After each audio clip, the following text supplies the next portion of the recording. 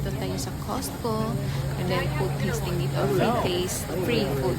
So dumplings, ayan siya. Yung mama nakasuot ng pang dumplings na Pasko. Okay, ito yung mga food. So meron yung tatlong flavor.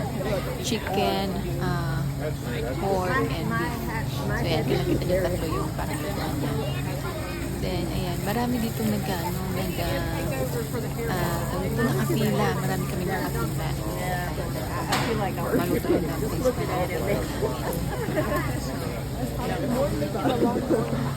So, alam mo guys, pag nandito kami sa dumplings, pa Costco, pag meron talagang ganyang free food taste, talagang kukuha ako. Pero depende, kasi kung hindi ko naman magustuhan. So, yung dumplings kasi masarap. Ayan, tatry natin. Anyways, like and subscribe guys to my channel. Bye! Love ya! Mwah!